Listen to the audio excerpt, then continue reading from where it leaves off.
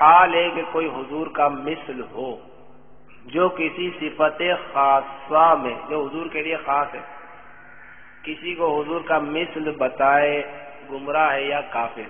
اگر اس کی کوئی تعویل نہیں بنتی تو کافر. اگر کوئی ایسا جملہ کا ہے جس کی تعویل بن رہی ہے تو کیا کہہ دیں گے؟ گمراہ کہہ دیں گے. جیسے کہ کوئی حضور کے بعد کسی کو خاتم النبیین کہہ دے تو اس میں کوئی تعویل ہے ہی نہیں، کافر ہو جائے گا. حضور کو اللہ عز و جل مرتبہ محبوبیت کبریٰ، محبوب رب اکبر آپ ہیں، تو اللہ نے مرتبہ محبوبیت کبریٰ سے سرفراز فرمایا کہ تمام خلق جویا رضائے مولا ہے. جویا مانے تلاش، جستجو، اور اللہ عز و جل طالب رضا مصطفیٰ ہے.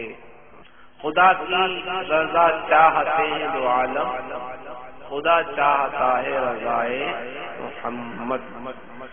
قرآن پاک میں نا اللہ تعالیٰ فرماتے وَلَسَوْفَ يُعْطِيكَ رَبُّكَ فَتَرْضَىٰ،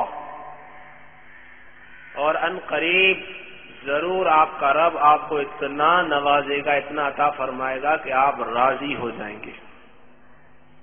سرکار کی شان تو بہت ہی عرفہ والا ہے. حضور کے خدام کو بھی اللہ نے یہ مرتبہ مقام عطا فرمایا ہے کہ حضرت سیدنا صدیق اکبر رضی اللہ تعالیٰ عنہ کے لیے اس سے پہلے والی صورت میں ارشاد فرمایا وَلَسَوْفَ يَرْضَىٰ، اللہ حضور کے غلام صدیق اکبر کو راضی کرے گا. تو خادم کی یہ شان ہے تو سرکار کا کیا مقام ہو. صلو علی الحبیب. مجھے اور ساری دنیا کے لوگوں کی اصلاح کی کوشش کریں انشاءاللہ عز و جل.